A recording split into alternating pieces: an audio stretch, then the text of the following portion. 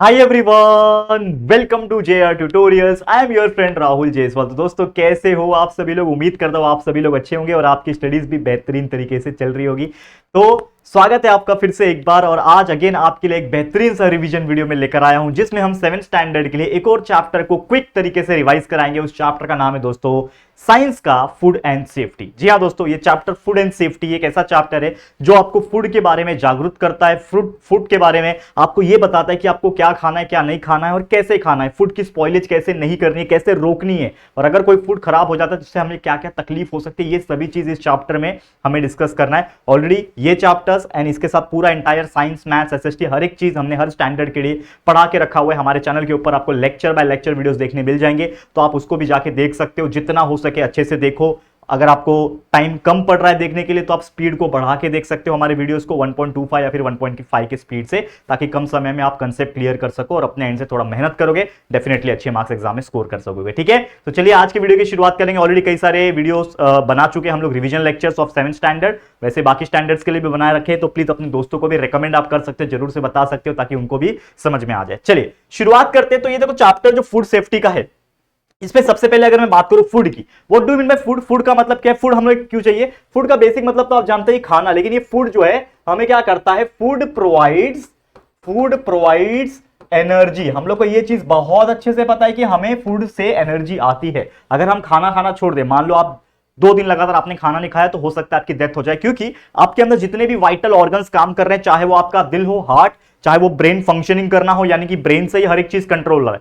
अगर आप हार्ट को छोड़ दे, आप लंग्स को छोड़ दे, आप स्टमक को छोड़ दे और इंटेस्टाइन का काम छोड़ दे, तो मोस्ट ऑफ दी जो काम है, ठीक है ना, वो हमारा ब्रेन कंट्रोल करता है। अगर ब्रेन ही रुक जाए, ठीक है ना, ब्रेन ही रुक जाए, तो आप कोई भी फंक्शन नहीं कर पाओगे। मैं कुछ बोल रहा हूं तो मेरा ब्रेन उसको कंट्रोल कर रहा है कि मुझे बोलना क्या है, मुझे फूड सेफ्टी को पढ़ाना है, तो मेरा ब्रेन उसको कंट्रोल कर रहा है। ब्रेन के अंदर जितने भी इंफॉर्मेशन फूड सेफ्टी के रिलेटेड होगी, आज मेरे मुंह से निकलेगी। क्यों? क्योंकि ब्रेन कंट्रोल कर रहा है। ठीक है, तो ब्रेन कंट्रोल करने के लिए ब्रेन को भी एनर्जी चाहिए। इसके अंदर भी न्यूरॉन्स है, इसके अंदर भी सेल्स प्रेजेंट है, तो उसको ताकत लगता है। तो वो जो ताकत है वो कहां से आता है? हमारे फूड से आता है। तो जो भी हम खाना खाते हैं और साथ में हम लोग जो रेस्पिरेशन करते हैं, यानी ऑक्सीजन अंदर ले रहे हैं, तो वो प्रोसेस मिलके अंदर क्या करते हैं? एक एनर्जी मेकिंग प्रोसेस बनाते हैं हमारे सेल्स के अंदर। हमारे सेल्स के अंदर एक ऑर्गन होता है माइटोकॉन्ड्रिया, तो माइटोकॉन्ड्रिया के अंदर ये चीज चलती है, और इसीलिए शायद कहा जाता है mitochondria is the power house of the cell. तो हमारे शरीर के अंदर बहुत सारे सेल्स है, करोड़ों सेल्स होंगे, इतनी छोटी होती कि हमें दिखाई भी नहीं देते। हमारी एक छोटी सी स्किन, जो टिश्यू बोलते हैं हम लोग स्किन, उसके अंदर भी आपको हजारों सेल मिल जाएंगे। तो कई चीजें होती है, तो डिस्कस करना है हम लोग को फूड का काम क्या है, तो हमें एनर्जी प्रोवाइड करता है, ये आपको बेसिक तौर पे जानना है। लेकिन क्या वही फूड जो हम लोग खा रहे हैं, जिससे हमें ताकत मिल रही है, जिससे हमें एनर्जी मिल रही है, जिससे हमें न्यूट्रिएंट्स मिल रहे हैं, कार्बोहाइड्रेट, प्रोटीन्स मिल रहा है, फैट मिल रहा है, विटामिन मिल रहा है, मिनरल्स मिल रहा है, ये सभी चीज जो हमें फूड से मिल रही है, क्या अगर खराब फूड हम खा ले, मतलब फूड जो है वो बासी हो चुका है, उसके अंदर जो न्यूट्रिशनल वैल्यू होना चाहिए, कैलोरीफिक वैल्यू होना चाहिए, वो खत्म हो चुका है, और वही चीज हम खा रहे, सड़ी हुई चीजें अगर खा रहे, तो हमारा क्या होगा? बताओ, कमेंट करके बताओ। आपके लिए तो कमेंट बॉक्स खुला हुआ है, आप बताओ मुझे क्या होगा।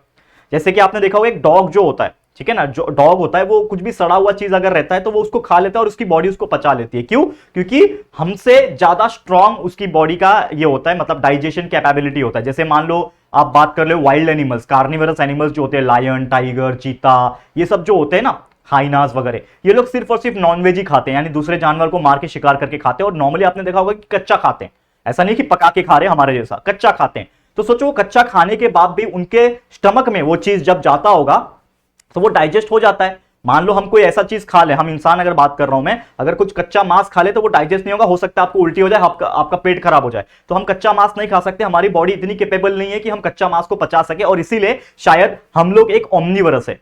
ठीक है ना, हम लोग एक ओमनिवरस है, और हमने अपने आप को इस प्रकार से ढाल लिया है एडाप्टेशन करके कि हम लोग को कच्चा नहीं खाना है, हमको पक्का ही खाना है, पका के ही खाना है, जिससे उसका एक तरीके से वो चीज सॉफ्ट हो जाए और हमारी बॉडी के अंदर जो स्टमक के अंदर जो HCl हाइड्रोक्लोरिक एसिड प्रेजेंट है ना, वो उसको पचा सके। लेकिन बाकी जानवर में हमारे से ज्यादा स्ट्रांग होता है, इसीलिए वो पचा पाते हैं। अजगर देखा है आपने, बड़े बड़े पाइथन्स देखे, स्नेक, वो सीधा एक जानवर को सीधा निगल लेते, चबाते भी नहीं है कि छोटा छोटा टुकड़ा कर लिया चबा लिया, डायरेक्ट निकल जाते हैं। तो पेट में इतना स्ट्रॉन्ग एसिड होता है ना, वो सब गला देता है, टाइम लगता है लेकिन हो जाता है सब कुछ। तो इसीलिए वो चीज तो वो लोग सर्वाइव कर पाते हैं, डॉग्स जो है वो नॉर्मली सर्वाइव कर पाते हैं। लेकिन हम ह्यूमन बींग्स अगर कोई खराब चीज अगर खा लेंगे तो हमारा हाजमा खराब हो जाएगा। हाजमा इन द सेंस हमारा पेट खराब हो जाएगा, हो सकता है हम बीमार पड़ जाए, फूड पॉइजनिंग भी हो सकता है और हमारी डेथ भी हो जाए। तो ऐसा चीज होता है। तो इसीलिए हमें ये फूड सेफ्टी पढ़ना है कि हमें फूड को सेफ्टी के साथ खाना है और सेफ्टी के साथ हर एक चीज मेंटेन करना है, वही चीज हमें डिस्कस करना है। तो फूड स्पॉइलेज और वेस्टेज की अगर हम बात करें तो क्या होता है कि food is said to be spoiled, food को हम खराब कब बोल सकते हैं, जो खाना होता है उसको हम खराब कब बोल सकते हैं, if there is a change in its colour. यानी मान लो कि आपको पता है कि ये जो चीजें हैं ये इसी कलर की होती है। जैसे एक एग्जांपल के तौर पे बात करें कि मान लो ये है, क्या बोलते हैं, दाल है। अब दाल, आपको पता है कि दाल का ओरिजिनल जो नेचुरल कलर आता है वो थोड़ा सा येलोइश कलर आता है, जो बनता है तो येलोइश कलर बनता है। फिर हम लोग नॉर्मली हल्दी भी ऐड करते हैं उसमें थोड़ा और येलो बनाने के लिए। लेकिन दाल हमने बना के रख लिया, सुबह बना दिया और शाम को देख रहे हैं हम लोग कि वो दाल का जो कलर है ना वो थोड़ा सा अलग हो गया है, थोड़ा सा ऑरेंज हो गया है या फिर थोड़ा ब्लैकिश टाइप हो गया है। तो आपको इससे अंदाजा होगा कि वो जो दाल है वो क्या हो गया, खराब हो गया। क्यों खराब हुआ है? क्योंकि हो सकता है जो नेचुरल चीजें उसके अंदर जो प्रेजेंट थी वो खराब हो गई है, उसके अंदर हार्मफुल माइक्रो ऑर्गेनिजम्स आ गए हैं। तो ये सब चीजें अगर आ जाती है तो समझ जाना कि वो फूड क्या हो रहा है, स्पॉइल हो रहा है, यानी खराब होते जा रहा है। तो हो सकता है उसका कलर चेंज हो जाए, हो सकता है उसका ओडर। हम लोग कोई भी चीज, हमारे इंडियंस की आदत क्या होती है, हम कोई भी फूड को जब खाते हैं तो खाने के पहले अगर मुझे लगता है कि मान लो अगर वो 4 घंटा पुराना है तो हम लोग उसको स्मेल करते हैं, और स्मेल अगर अच्छा आया, जैसा आना चाहिए वैसा आया, तो हम लोग बोलते हैं खाना बहुत अच्छा है। ठीक है ना, मतलब ये हाइजीनिक है, हम खा सकते हैं। लेकिन अगर हम स्मेल करते हैं और खाने का जो स्मेल है वो थोड़ा सा अलग खट्टापन में आता है या फिर कुछ अलग पंजेंट स्मेल बोलते हैं हम लोग, रॉटन एग जैसा स्मेल आता है, तो हम लोग समझ जाएंगे ये भाई खराब हो चुका है, हम नहीं खाएंगे। रात की सब्जी बच जाती है, रात की रोटी बच जाती है, तो हम लोग उसको स्मेल करते हैं। तो ये चीज हो जाता है। उसका टेक्सचर, यानी कि उसका जो थिकनेस होता है, टेक्सचर जो होता है वो हो गया, उसकी क्वालिटी कैसी है, उसका टेस्ट कैसा है, उसकी न्यूट्रिएंट वैल्यू, न्यूट्रिशनल वैल्यू जिसको हम लोग बोलते हैं वो कैसी है। तो ये सभी चीज देखा जाता है। अगर ये सब चीज में से कोई भी एक दो चीज अगर आपको लगती है खराब है तो वो जो फूड है वो स्पॉइल हो चुका है, वो खाने लायक नहीं रहा। और अगर आप उसको खाते हो, फिर भी खाते हो, तो कहीं ना कहीं वो आपके पेट को खराब कर सकता है, आप बीमार हो सकते हो, और बहुत ज्यादा बीमार होने के बाद आपका जो है वो डेथ होने के चांसेस भी होता है। कई सारे ऐसे केसेस आते हैं, बहुत रेयर आते हैं लेकिन केसेस आते हैं, जिसमें अक्सर देखा गया है कि फूड पॉइजनिंग की वजह से, जहर नहीं खाया आपने लेकिन फूड पॉइजनिंग यानी कुछ ऐसा चीज खा लिया जो कि खराब था और आपके पेट में उसने उतना डिस्टर्बेंस कर दिया कि आपके अंदर से मतलब डायरिया, डिजेंट्री और कई सारे और बीमारी हो गई और आपकी डेथ हो गई। तो ऐसा भी बहुत सारी चीज में देखा गया है। तो फूड स्पॉइलेज जो है ये कौन कौन से फैक्टर से हो सकता है? जैसे लाइट। लाइट मतलब क्या कि जितना उसको लाइट मिलना चाहिए, क्योंकि आपको पता है कि हर एक चीज को एक सही रोशनी मिलना चाहिए। कोई भी चीज को अगर मान लो आप डार्क प्लेसेस पे रख लो ना, जिसमें लाइट नहीं मिलती, तो वो खराब हो जाए। खासकर सब्जियां, सब्जी जो होती है, वेजिटेबल्स होती है, उसको ऑटोमेटिकली लाइट चाहिए फोटोसिंथेसिस के लिए। अब अलग बात है कि सब्जी जब टूट के अलग हो गई तो उसको लाइट नहीं मिलेगा तो भी चलेगा, लेकिन उसको लाइट की वजह से वो फ्रेशनेस महसूस होता है, ऑक्सीजन चाहिए होता है। मान लो यार आप ऐसी जगह पे उसको रख दो, आप 1 किलो सेब लेके आओ यानी एप्पल लेके आओ और उसको एक कंटेनर में डाल के, बॉक्स के अंदर डाल के पैक करके रख दो 1 दिन के लिए, तो वो तुरंत खराब हो जाएगा। और वही एप्पल को आप नॉर्मल हवा में रख दो, यानी ऑक्सीजन जहां पे प्रेजेंट है वहां पे रखो, तो वो जल्दी खराब नहीं होगा। क्यों? क्योंकि उसको ऑक्सीजन मिल रहा है ब्रीथिंग के लिए। तो यही चीज है। इसके अलावा हीट, प्रॉपर हीट करना जरूरी है। अब मान लो आप कोई ऐसी चीजें हैं, ठीक है, सब्जी है, कल का रात का बचा हुआ सब्जी है और उसको आप बिना गर्म किए खा रहे हो, ठीक है, तो क्या होगा? तो हो सकता है, मान लो कि रात का सब्जी है तो हो सकता है उसमें कुछ हार्मफुल बैक्टीरिया आ गए होंगे। लेकिन अक्सर हम लोग क्या करते हैं, खाने के पहले हम खाने को गर्म करते हैं। ये रीजन ये है गर्म करने का कि जो हार्मफुल बैक्टीरिया होते हैं वो ज्यादा हाई टेम्परेचर पे क्या होते हैं, जिंदा नहीं रहते, वो किल हो जाते हैं, मर जाते हैं। तो इसीलिए अगर बैक्टीरिया उसके अंदर मर गए, भले वो मरे हुए उसके अंदर ही घूम रहे होंगे, जो हम लोग को अपने आंखों से दिखाई नहीं देता है, लेकिन फिर भी अगर हम उसको खा रहे हैं तो हमें नुकसान नहीं पहुंचेगा, क्योंकि वो डेड माइक्रो ऑर्गेनिज्म है। हम खाएंगे चल जाएगा, डाइजेस्ट कर लेगा हमारी बॉडी उतना, लेकिन वो जिंदा रहेंगे तो अपने आप को मल्टीप्लाई करेंगे और हमारे पूरे बॉडी में फैलेंगे, जिससे वो हमें बीमार कर सकते हैं। तो हीट का होना बहुत जरूरी है। पका हुआ खाना जरूरी है। कच्चा कोई चीज खाओ, मान लो नॉनवेज है और नॉनवेज हम कच्चा नहीं खा सकते बिकॉज हमारी बॉडी इतनी कैपेबल नहीं है। हमारे पास एक ऑर्गन है अपेंडिक्स, जो नॉर्मली इसी चीज को पचाने में काम आता था, लेकिन जैसे जैसे हम इवॉल्व हुए, अडाप्ट होते गए, हमारा अपेंडिक्स का यूज एकदम कम हो गया और एक टाइम शायद ऐसा आएगा कि यार अपेंडिक्स जो है खत्म ही हो जाएगा इंसान में से। अभी भी है, होता है अपेंडिक्स सब पे, लेकिन किसी किसी को तकलीफ होती है तो कट करके निकालना पड़ता है ऑपरेशन करके, वो अलग चीज है। ह्यूमिडिटी, अगर प्रॉपर ह्यूमिडिटी नहीं मिली, यानी प्रॉपर बोलते हैं ना एक एटमॉस्फेयर चाहिए होता है उसको, ना ज्यादा ठंड ना ज्यादा गर्म, तो उस प्रकार से मिलना चाहिए। टेम्परेचर बहुत कम है तो भी नुकसान, बहुत ज्यादा है तो भी नुकसान। बैक्टीरिया जो है, हार्मफुल बैक्टीरिया दुनिया में बहुत सारे प्रेजेंट है, जैसे मैंने आपको नहीं बताया, चलो 9th स्टैंडर्ड में मैंने पढ़ाया था ये चीज, लेकिन आपको मैं बताता हूँ हार्मफुल बैक्टीरिया जैसे कुछ फंगस होते हैं, कुछ ऐसे फंगस होते हैं जो लग जाते हैं रोटी, ब्रेड, ये सब चीज के ऊपर, जो बहुत ज्यादा नुकसान पहुंचाते हैं। आपने देखा हो कोई ब्रेड का टुकड़ा ले लो, ब्रेड आपके घर में होगा तो उसको आप साइड में रखो, आज का ब्रेड है वो कल तक चलेगा, लेकिन उसके बाद अगर 2 दिन के बाद आप देखोगे तो ब्रेड के ऊपर जो ब्लैक ब्लैक कलर का या फिर व्हाइट कलर का धागे धागे जैसा स्ट्रक्चर आ जाएगा। That is nothing but fungus. एक और चीज होता है क्लॉस्ट्रीडियम, ठीक है, क्लॉस्ट्रीडियम नाम का एक और बैक्टीरिया होता है जो कि हार्मफुल होता है। अगर वो किसी खाने में आ गया तो अपने आप को इतना फास्ट मल्टीप्लाई कर लेगा और पूरे खाने में फैल जाएगा, और वही खाना अगर आप खाओगे तो आपको बीमार कर सकता है। तो ये सभी चीजें हैं जो फूड स्पॉइलेज को करती है और ये फैक्टर्स रिस्पॉन्सिबल है फूड को खराब करने के लिए। और अगर बात करें दो चीज और हमें पढ़ना है, that is quantitative wastage of food और क्वालिटेटिव वेस्टेज ऑफ फूड। ये दोनों है क्या? देखो, जब भी हम लोग बात करते हैं क्वांटिटेटिव की, यानी कि क्वांटिटी में वेस्ट होना, क्वांटिटी का मतलब क्या होता है? बहुत ज्यादा, क्वांटिटी में है बहुत ज्यादा, ठीक है। तो क्वांटिटी का वेस्ट होना, तो क्वांटिटी वेस्टेज कैसे होगा? जो रॉन्ग मेथड्स होते हैं फार्मिंग के, यानी कि कोई भी किसान जब फार्मिंग कर रहा होगा, जब खेती कर रहा होता है, तो कुछ रॉन्ग मेथड्स अगर वो फॉलो कर ले तो हो सकता है कि उसकी पूरी की पूरी फसल जो है वो खराब हो जाए। जैसे एक एग्जांपल के तौर पे बात कर लूं कि मान लो कि मैं एक किसान हूं, मेरा बहुत बड़ा खेत है, ठीक है, और मैं खेत में क्या कर रहा हूं? खेती कर रहा हूं, कुछ क्रॉप्स को मैंने उगाया, लेकिन मैं क्या करता हूं? एक हार्मफुल केमिकल फर्टिलाइजर्स लेके आ गया। मेरे को किसी ने बोला कि भैया तू ये केमिकल फर्टिलाइजर डालेगा तो तेरा क्रॉप ना जो 2 महीने में उगता था वो 1 महीने में उग जाएगा। तो मेरे को क्या आ जाएगा? लालच आ जाएगा, और यार 2 महीने में उगने वाला क्रॉप मैं 1 ही महीने में उगा दूंगा, फटाफट ग्रो होगा। तो मैं क्या करूंगा? हार्मफुल केमिकल फर्टिलाइजर्स डाल दूंगा, और वो हार्मफुल केमिकल फर्टिलाइजर्स जब डालूंगा तो हो सकता है वो जो क्रॉप्स है वो अंदर से क्या हो जाए? पॉइजनस हो जाए, यानी केमिकल वाला हो जाए, और वही वो जो मार्केट में बेच देगा, वो खुद तो खाएगा नहीं, मार्केट में बेच देगा, तो लोग खरीद के खाएंगे, तो हो सकता है वो बहुत बीमार पड़ सके। तो ये क्या हो रहा है? एक तरीके से वेस्टेज हो रहा है, फूड स्पॉइलेज हो रहा है। तो फूड स्पॉइलेज इस तरीके से होता है, जैसे मान लो हैंड सोइंग ऑफ सीड, कुछ कुछ ऐसे लोग होते हैं जो अपने हाथों से सीड को सो करते हैं, यानी ये डालते हैं उसमें, तो ये भी चांसेस है कि खराब हो जाए। प्रॉपर तरीके से स्टोरेज नहीं किया जाता है। अक्सर आपने देखा होगा कि बहुत बड़े बड़े गोडाउन्स होते हैं, बड़े बड़े किसान के, बड़े बड़े गवर्नमेंट के जो गोडाउन होते हैं, उसमें बहुत सारे अनाज, गेहूं, चावल, दाल या फिर और भी बहुत सारी चीजें भर भर के रखी होती है, और उस प्रॉपर गोडाउन में ना, उस गोडाउन में प्रॉपर तरीके से वेंटिलेशन नहीं होता, या फिर कोई प्रॉपर से मतलब वो इंसेक्ट और पेस्ट कंट्रोल नहीं होता, तो उसमें बहुत सारे कीड़े, बहुत सारे चूहे, बहुत सारे अदर इंसेक्ट उसमें घूमते रहते हैं जो उसको खराब करते हैं। कहीं कहीं ऐसा देखा गया है कि पानी का लीकेज होता है, उधर ही गेहूं के ऊपर पानी गिर रहा है, बारिश का पानी गिर रहा है, सड़ रहा है गेहूं, फिर उठा के उसको बेच दिया जाता है। तो ये सब तरीके से आपने अक्सर देखा होगा कि हजारों हजारों किलो, यानी क्विंटल क्विंटल, टन टन भर के आपका जो माल होता है, यानी कि जो रॉ मटेरियल्स होते हैं, जो क्रॉप्स होते हैं, जो एग्रीकल्चरल प्रोडक्ट्स होते हैं, वो खराब होते हैं। तो ये कहीं ना कहीं क्या है? एक क्वांटिटी का वेस्टेज है, क्वांटिटी वेस्टेज ऑफ फूड है। इनएडिक्वेट थ्रेशिंग हो गया, अच्छी तरीके से आप सुखाओगे नहीं, अच्छी तरीके से वो फूड को स्टोर नहीं करोगे, तो ये दिक्कत हो सकती है। नॉट प्रॉपर डिस्ट्रीब्यूशन, मान लो कि डिस्ट्रीब्यूशन जो प्रोसेस है, डिस्ट्रीब्यूशन करने के लिए प्रॉपर तरीके से देखभाल रखना पड़ता है कि यार ये ट्रक से वो ट्रक में लोड करना, तो ये प्रॉपर तरीके से अगर डिस्ट्रीब्यूशन नहीं हो रहा है वक्त के पहले, मान लो 2 दिन का बफर है, 2 दिन का टाइम है कि आज मैंने क्रॉप को उगाया और 2 दिन तक वो लोगों तक पहुंच जाना चाहिए, तो यार 2 दिन नहीं पहुंच रहा है, 5 दिन में पहुंच रहा है। खासकर सब्जियों के फील्ड में आपने देखा होगा कि सब्जी जो होती है जैसे ही मार्केट से आती है, मतलब खेतों से आती है, तो उसको मार्केट में अगले दिन ही बेच दिया जाता है, और उसके 1 दिन बाद तक उसको बेच के कंज्यूम कर लिया जाता है। अगर वो ज्यादा दिन पुराना हो गया तो सब्जी सूखने लगती है, खराब होने लगती है, ठीक है ना। तो ये सब चीज बिल्कुल ध्यान में रखना है। ट्रेडिशनल फीस्ट होते हैं, बहुत सारे बड़े बड़े दावत होते हैं, आपको पता ही है, कोई भी ट्रेडिशनल हो सकता है, शादी ब्याह बारात या फिर जो भी चीजें होती है, कई सारी ऐसी चीजें होती है जिसमें बड़े लेवल पे खाना बनता है। और जब बड़े लेवल पे खाना बनता है तो अक्सर ऐसा देखा गया है कि बहुत सारा खाना वेस्ट भी होता है, क्योंकि मान लो कि 500 लोग आने वाले हैं शादी में और खाना बनता है 600 लोग का,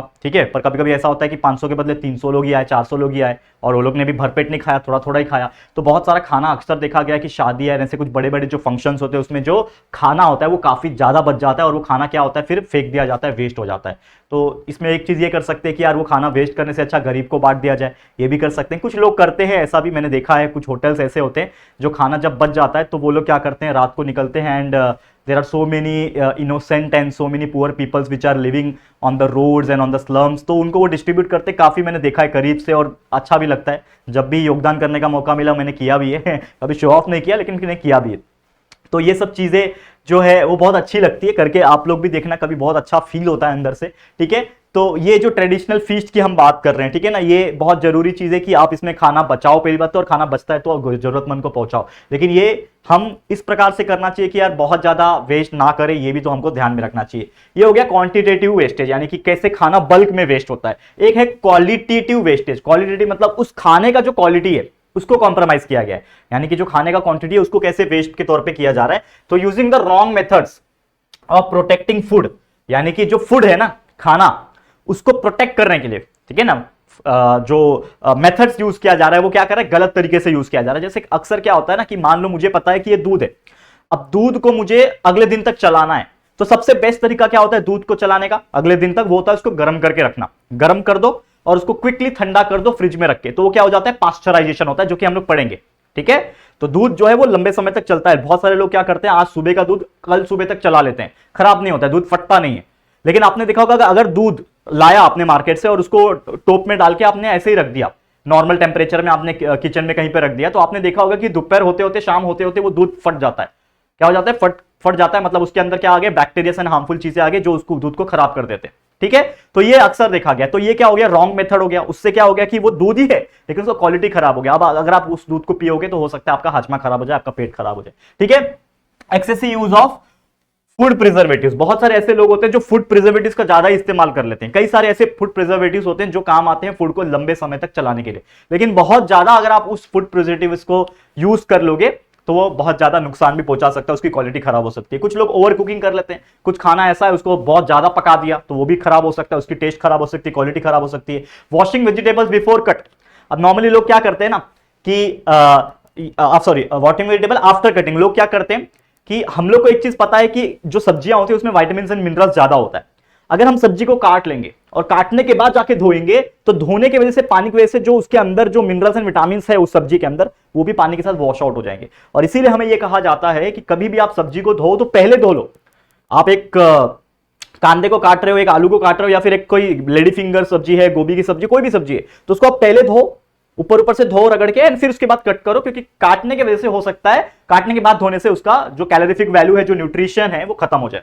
not proper handling of fruits अक्सर हमने देखा गया है कि एक जगह से दूसरी जगह जब ट्रांसपोर्ट होता है तो कई सारे बार फ्रूट जो है वो दब जाता है, और दबने की वजह से उसमें दाग पड़ जाते हैं, और दाग पड़ने से वो थोड़ा सा नरम पड़ जाता है और वहां पे बैक्टीरिया जल्दी अटैक करते हैं, जिसकी वजह से वो फ्रूट खराब हो जाता है। अक्सर जब आप कभी सेब खरीदने जाना, कभी एप्पल खरीदने जाना और कोई भी फ्रूट खरीदने जाना, आपने देखा होगा कि कई सारे प्रॉपर हैंडलिंग नहीं करने की वजह से फ्रूट जो है खराब हो जाता है। फिर भी लोग बेचते हैं, थोड़ा प्राइस कम कर देते हैं, 10 रुपए 20 रुपए कम कर देते हैं और बेचते हैं। तो ये सब चीज भी देखा गया है। प्रॉपर नॉट प्रॉपर ट्रांसपोर्ट, ये सब चीजें जो है ये क्या करती है, उस सब्जी का, उस फ्रूट का, या फिर इन शॉर्ट जो फूड है उसका क्वालिटी को खराब कर सकती है। तो इस प्रकार से हमने डिस्कस कर लिया that is quantity and quality दोनों वेस्टेज कैसे होता है। अगला है prevention of food wastage and spoilage. कैसे हम लोग नॉर्मल तरीके से इसको प्रिवेंट कर सकते हैं, हमारे वश में क्या है, हम कैसे फूड को बचा सकते हैं स्पॉइल होने से या फिर प्रिवेंट होने से, इसको वेस्ट होने से। तो सबसे पहला है सर्व स्मॉल पोर्शन। जैसे हम लोग क्या करते हैं ना, हमारे अंदर ना बहुत ज्यादा एक ग्रीड है, ये ह्यूमन नेचर है, हर एक इंसान के अंदर, हर एक जानवर के अंदर भी होगा, एक ग्रीड होती है, एक लालच होती है कोई भी चीज की। तो हम क्या करते हैं ना,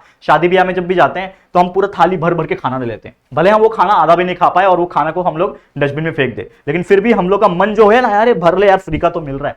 तो हमेशा याद रखना, कभी भी आप ऐसे मौके पे जाओ तो आप खाना उतना ही लो, स्मॉल पोर्शन लो जितना आप खा सकते हो। जरूरत पड़ रही है तो वापस ले सकते हो ना, अगर आपको ऐसा लग रहा है कि नहीं यार आप सेटिस्फाई नहीं हुआ, पेट नहीं भरा, यार मजा नहीं आया, अभी और लूंगा जाके, तो आप ले सकते हो। लेकिन एक ही बार ले लो और आपने नहीं खाया तो वो वेस्ट हो जाएगा, फेंकना पड़ेगा, तो ये बहुत दिक्कत की बात है। अगला है अवॉइड ओवर कुकिंग। ज्यादा ओवर कुक मत करो, ठीक है।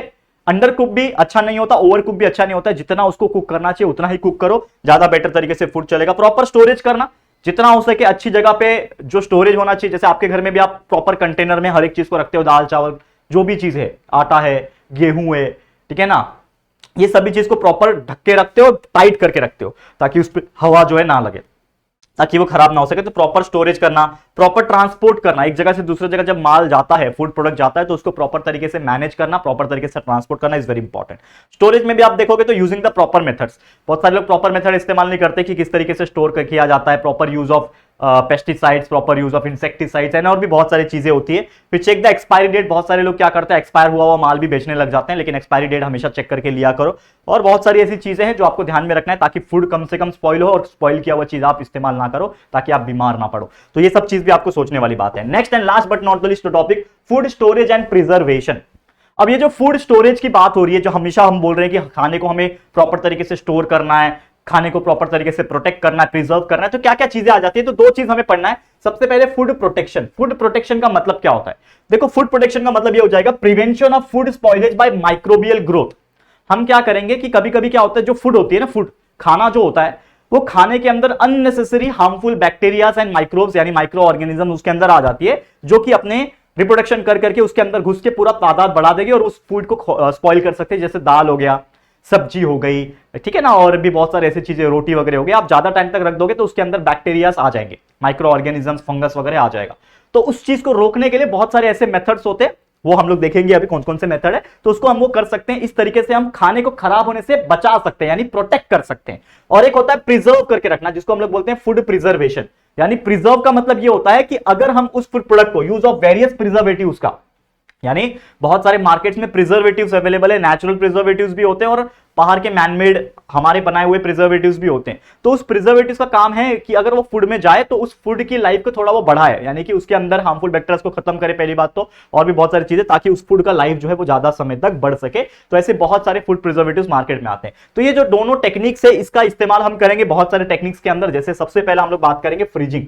फ्रीजिंग यानी कि फ्रिज करके रखना।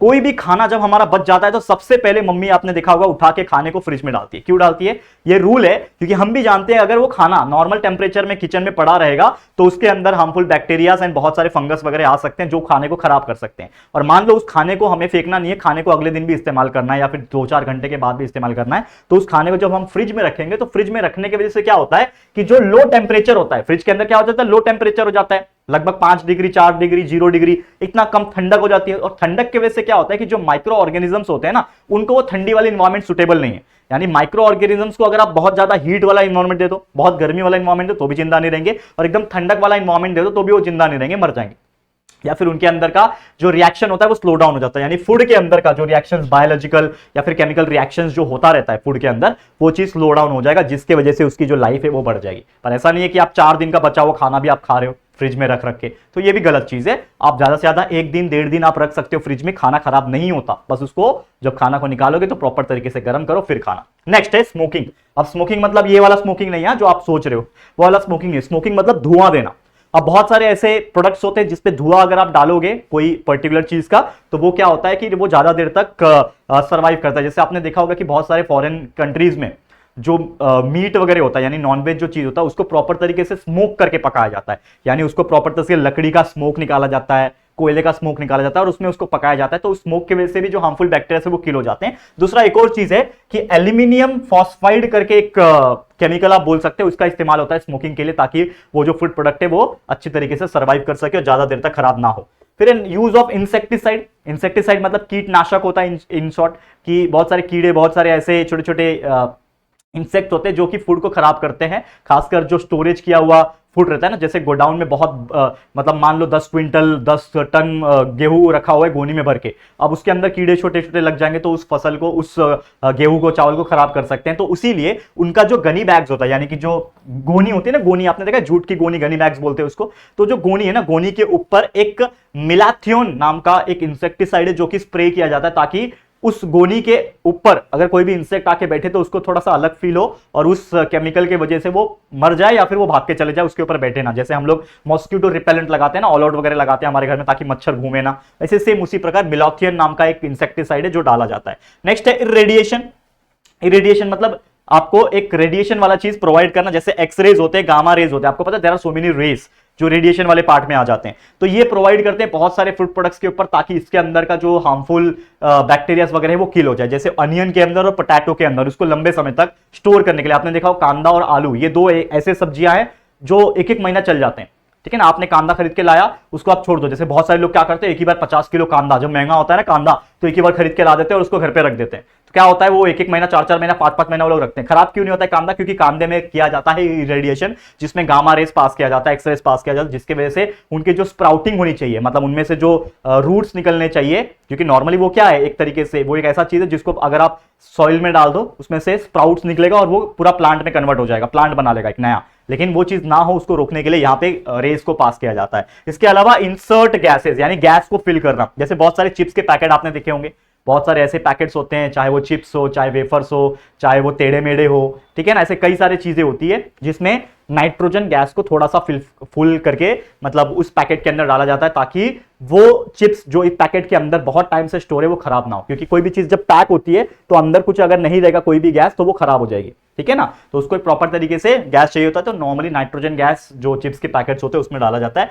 And last but not the list, pasteurisation. जैसे मैंने बोला, पास्चराइजेशन ज्यादातर इस्तेमाल होता है मिल्क के अंदर, दूध के अंदर। आपने देखा होगा कि दूध जो होता है उसके पैकेट के पीछे लिखा रहता है पास्चराइज्ड मिल्क, आप कभी पढ़ना। तो पास्चराइज्ड मिल्क का मतलब ये होता है कि उस दूध को पहले हीट किया गया होगा, लगभग 10-15 मिनट उसको हीट किया जाता है एक प्रॉपर टेम्परेचर के ऊपर, एंड तुरंत उसको कूल किया जाता है। जैसे वो हीट करके तुरंत कूल करेंगे तो उसके अंदर जो हार्मफुल बैक्टीरिया थे, जो नॉर्मली बैक्टीरिया उसके अंदर दूध के अंदर प्रेजेंट होते हैं, वो किल हो जाते हैं, जिसकी वजह से दूध लंबे समय तक चल पाता है। और इसीलिए जो पास्चराइज्ड मिल्क होता है वो लगभग आपका 1-1.5 दिन चल जाता है। लेकिन उसको भी फ्रिज में रखना जरूरी है। ठीक है, तो ये सब चीजें थी इस चैप्टर के अंदर, हमने पूरा डिटेल में आपको पढ़ा दिया। उम्मीद करता हूं काफी अच्छा लगा होगा आपको पढ़ के और काफी ज्यादा मजा भी आया होगा। ठीक है दोस्तों, तो इसी के साथ ये पूरा चैप्टर फूड सेफ्टी को हमने फटाफट तरीके से रिवाइज करा दिया। उम्मीद करता हूं काफी ज्यादा अच्छा लगा होगा आपको हमारे साथ पढ़ के। तो आज के लिए इतना ही, ऐसे और भी लेक्चर्स हम लाते रहेंगे रिविजन्स के लिए। बाकी हमारे जो मेन लेक्चर्स ऑलरेडी हमने सब चैप्टर्स पढ़ा के रखा है, उसको भी आप देखते रहो और प्यार देते रहो और अपने दोस्तों को शेयर करते रहो। ठीक है, तो आज के लिए इतना ही। ये वीडियो अगर आपको पसंद आया है तो प्लीज लाइक करना, दिल से लाइक करना, अच्छा कमेंट्स करना। बहुत अच्छा कमेंट्स करते हो तो यार बहुत अच्छा मुझे फील होता है, एक कॉन्फिडेंस आता है। तो प्लीज कमेंट करना और अच्छा कुछ कोड्स या फिर कुछ भी चीजें आपको सजेशंस के तौर पे देनी है तो जरूर से लिखना। और अगर ये वीडियो पसंद आया, लाइक करें, शेयर करें अपने सभी दोस्तों के साथ। और फर्स्ट टाइम चैनल पे आए हो तो चैनल को सब्सक्राइब करके बेल आइकन को भी प्रेस कर देना। ठीक है दोस्तों, तो चलो जल्दी मिलेंगे फिर एक और नई वीडियो में। तब तक के लिए thank you and good bye.